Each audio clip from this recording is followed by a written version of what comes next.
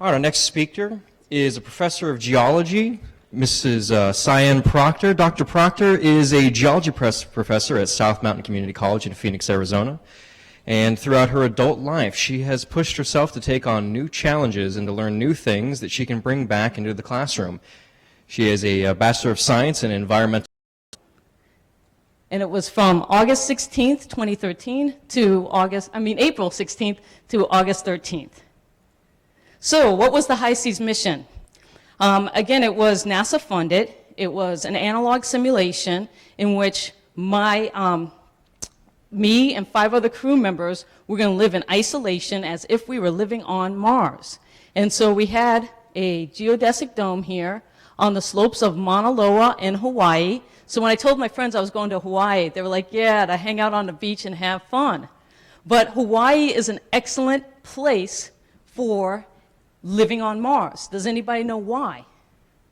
Why is Hawaii a terrific analog location for Mars? Right here. Volcanoes are high, dry, and cold. The volcanoes are high, dry, and cold. And when you go to the big island of Hawaii, that's exactly what you get. You get Mars-like terrain. You'll notice that there's no vegetation here on the slopes of Mauna Loa. We were on the backside of Mauna Loa, and there's a rain shadow effect that is created as a result of that. So it offered an excellent location for us to go and act like we were living on Mars. And so the dome itself was at 8,000 feet. It was just under 1,000 square feet down below, and it was totally off the grid. It was a freestanding structure, and we had a generator, solar panels, water tank, and we lived inside there for the 120 days. So let's take a look at life inside the HAB here. So you can see this is the schematics. We had a downstairs and we had an upstairs. And so downstairs we had our kitchen, we had our workspace, we had a laboratory where we could do scientific research and look at microbial growth. And then we also had an upstairs where we lived while we were able to sleep. So these were our rooms, really small areas here. So who here, raise your hand if you think you could live in an environment that small with 5 other people for 6 months? Okay. How many people here are like, I'm not quite sure. It depends on the people. I mean, be honest. It depends on who you're going with, right? So when you're going to Mars, do you get to select who you go with? No, absolutely not. You don't get to select who you're going to be with. And so this was the High Seas crew. Over 700 people applied. It was the first mission. There's projected to be another 3 missions. We had an international crew. The people who did the selection process wanted to make sure that we had an international crew and that there wasn't one person left out. So that if you had a female, she wasn't the only female, you had to have 2 females. If you had somebody international, then you had to have 2 international people, so that nobody felt isolated in any way possible. And so what they came out with was, out of that 750 people that applied, this was the 6 the 6 of us. And so Angelo Vermillion is from Belgium. He was our commander. Then there was me, the education outreach officer. Then next to me is Jahaira Sierra, and she is a graduate of Cornell University, textile and microbial growth, and she was the High Seas science officer. And then Oleg Abramov, who is actually going to be talking Sunday on space medicine, was our geologist. Even though I have a degree in geology, I was not the geologist. I was the outreach education officer. Oleg was the crew geologist, but he was also our health and safety officer. And then next to him is Kate Green. Kate Green is pretty interesting because she was the crew writer. She came in with contracts to write for The Economist and to write for Discover magazine. And so she's a science writer for her profession, but she was a physicist, has her master's in physics. One of the things about the crew in the selection process is that we all had to meet the NASA requirements to be an astronaut. So the basic requirements to be an astronaut, you had to meet those in order to apply and be accepted to the program. And then on the end is Simon Engler, and he was our crew engineer. And the crew engineer, boy, talk about a lot of responsibility, because what the crew engineer does is make sure everything runs. If something breaks down, they have to fix it. So as engineers, if you guys want to be crew engineers on a mission, you really need to know systems and how they integrate in many different levels, because you're in charge of making sure everything works right. And he's from Toronto, well, he's from Canada. And so that was our crew. And again, as a crew member, you do not get to choose who you're going to go on a Mars mission with. They select it for you. So I know it's on all of your minds, 4 months. Did anybody hook up? No, everybody was very professional. We had a really great crew, and that's one of the reasons why it was such an enjoyable experience, is that everybody was very professional. Did we have some conflicts at times? Absolutely. But when you're dealing with that kind of situation, it's really important that everybody keep their focus on what the mission is. And for us, the mission was to live for 4 months together doing scientific research and looking at food and food strategies for long-duration space flight. So our main mission was all about food, and we're going to talk about that in just a second. So what was life like in the HAB? The HAB was great because even though it wasn't a lot of space, we used it really effectively. We had a lot of fun. Every month, we ate together 3 times a day. We would have our meals, our daily meals. And then we'd also have a daily meeting after breakfast. Then we would have our own time to do our own research or to work on research that was inside the habitat. But we also made sure we had time to play and to do interesting things. So every time we had a birthday or we finished 1 month in the habitat, we celebrated. Celebrations are very important when you're in isolation and you're doing something that is for a long duration, because you got to have reasons to let loose and hang out and just relax. We also scheduled movie night. So every Saturday was movie night. And we rotated through the crew who got to pick which movie.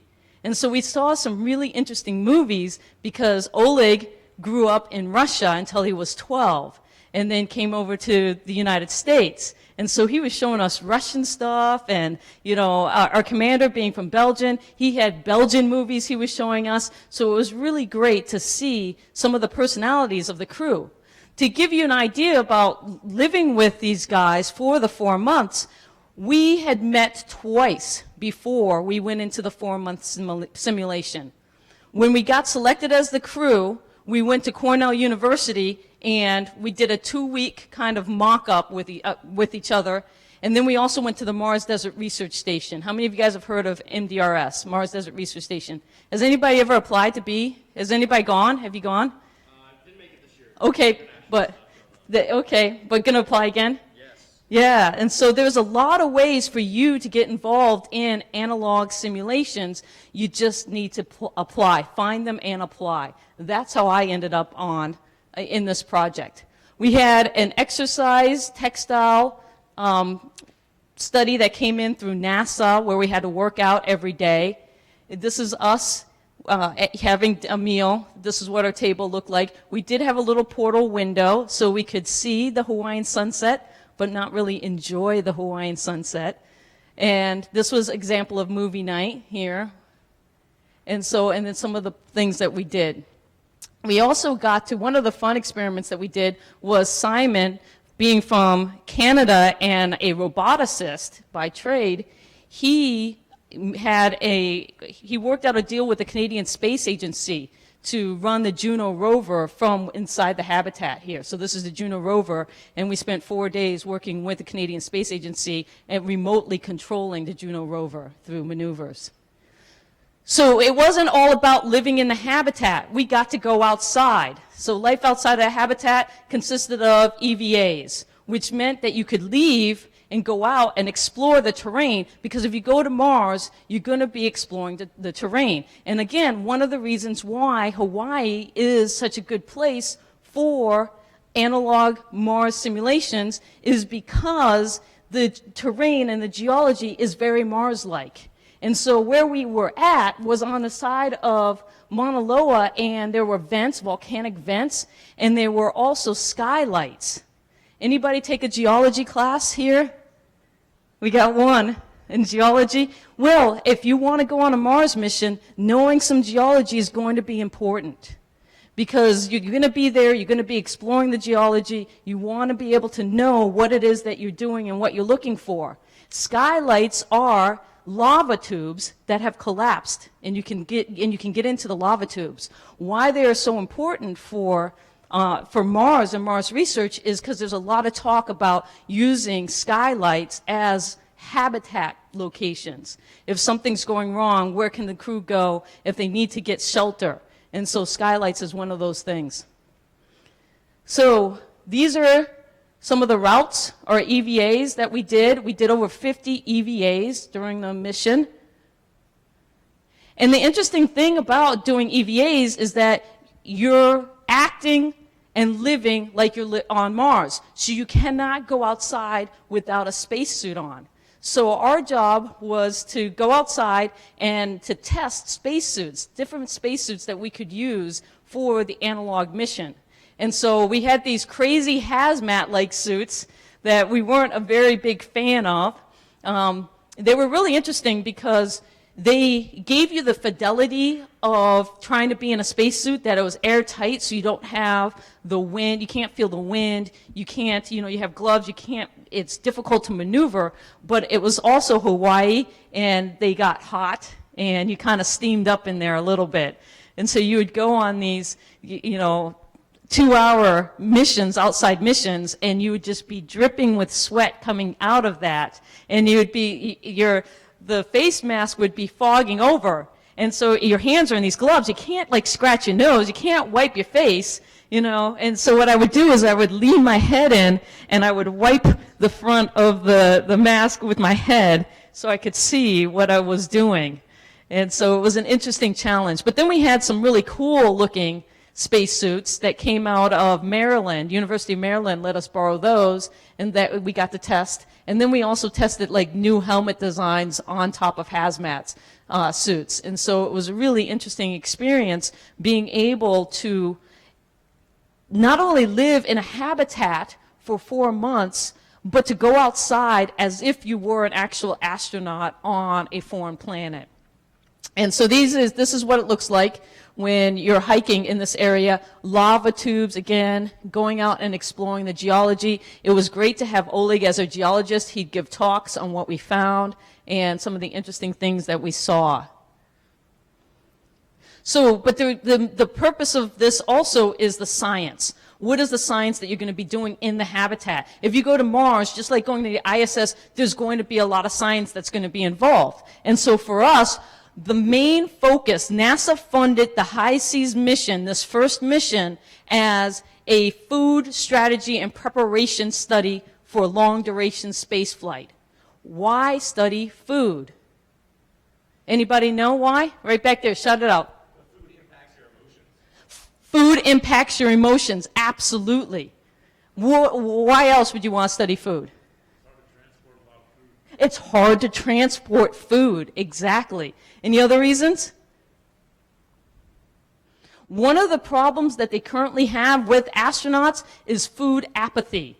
That when astronauts are up there and they're for a long duration, like on the ISS, they start to lose the desire to eat, even though they have their favorite foods up there. But the problem with their favorite foods is they come in a bag, and it's just add water and heat, basically. So they're like ready-made meals. It's not like cooking.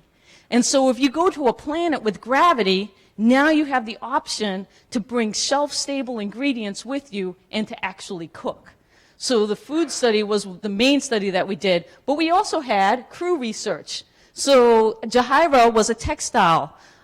She brought in antimicrobial growth is really important because when you go on long-duration space flight, you're not packing a lot. So you know in Star Trek, they always had the same uniform on? Well, that was probably the same uniform, right? Because what they're trying to do is build in ways to fight bacterial growth and odor. And so one of the things that we had to do is we had to work out, and a NASA part of the study was wearing these textiles from NASA and work out every day.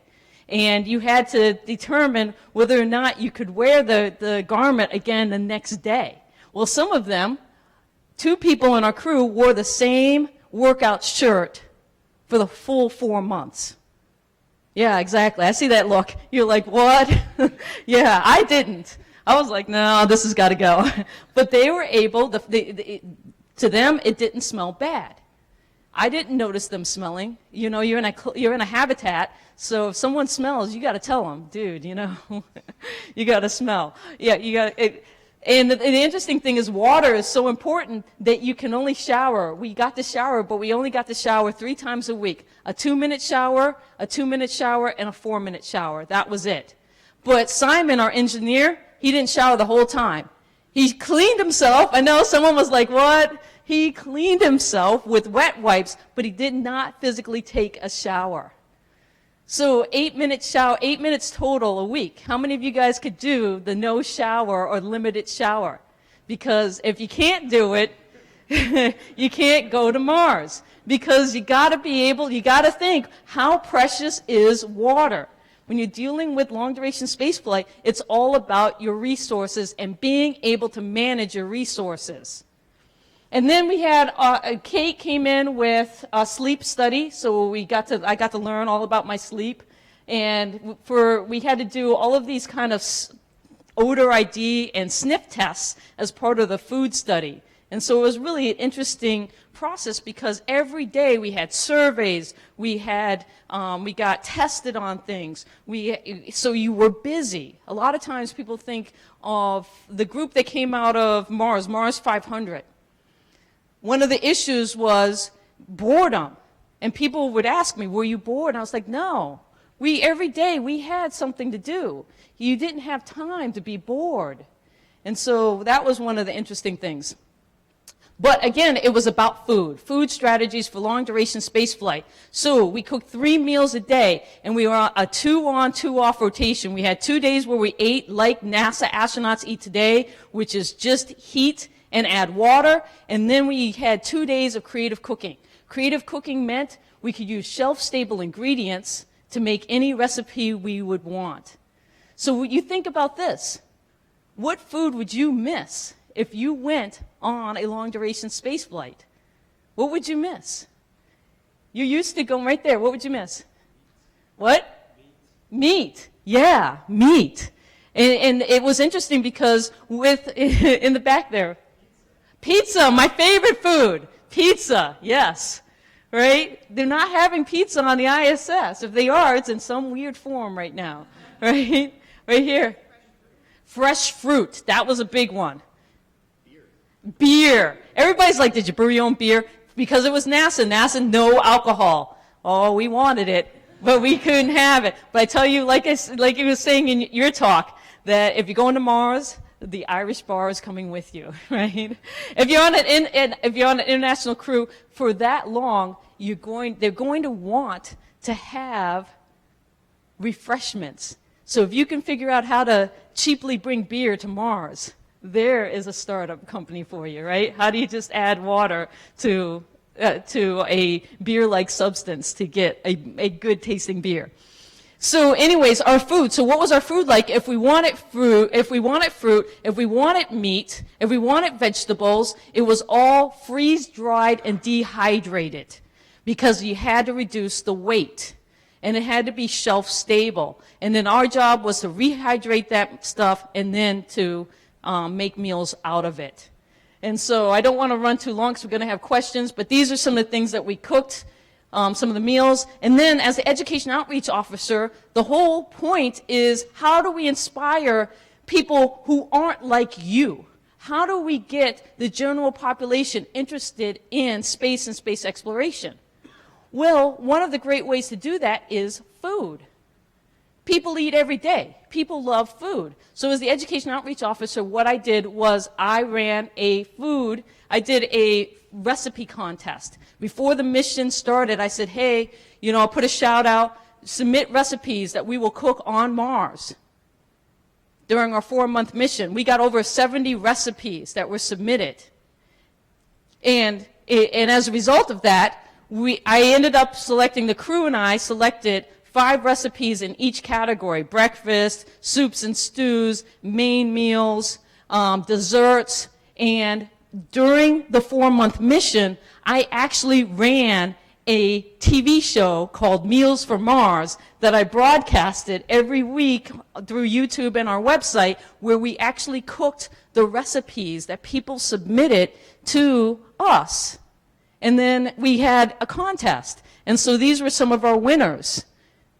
And then these are the dishes. I took all of these pictures to illustrate what we were doing in the hab and to get that out to our website and social media. And it worked really well to have this and to engage the general population on what we were doing. So as the education outreach officer, I ran the website, highseas.org. And so all the media and stuff that went on the website. High Seas, over the 4-month mission, we got over 120,000 views. Our best month was August. 41,000 people came to the website. And on average, we averaged over 1,000 people a day in August. August was our best month because we came out in August. When we came out of the habitat, it was big news. Newspaper articles from around the world covered us coming out of the hab after 4 months. Not only that, having a science writer in the crew helped, because Kate was blogging for The Economist, and every week she blogged for Discover Magazine and kind of telling what was going on in habitat. So this again is just showing some stats. High Seas Recipe Contest winners, most views besides our website, and then the High Seas food ingredient list. Food was a driving factor because people are interested in food.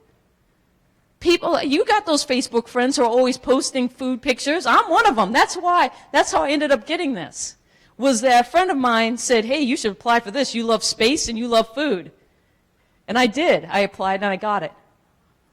And so this is just giving you, and then where are we getting people from our website? Facebook. And so one of my jobs was, this is our Facebook fan page, was to make sure we got stuff posted to Facebook so that that would drive people to our website. And then, so this is some of our Facebook stats. Again, High Seas Recipe Contest winners, very big. Us coming out of our 4-month mission, these were the 2 top posts for that 4 months. Men and women, more men on Facebook coming and seeing our stuff than women. And then YouTube. I posted all of the videos on YouTube and then embedded them in the website so that I could hit people on YouTube, but also drive them to our website and be able to put that information. So in the 4 months, I did 25 recipes, and on that 25 recipes, I think it turned out to be 20 episodes of Meals for Mars in 4 months that I shot, edited, and put up on the website. And so, over 11,000 minutes watched via YouTube. So I just want to leave you with this, is that I am a community college professor. I teach down the road from here. I have been a finalist for the NASA Astronaut program. I've been on a reality TV show, and I just spent 4 months on Mars. How? I applied. So keep that in mind, that you're not going to get these opportunities unless you seek them out and apply. Thank you.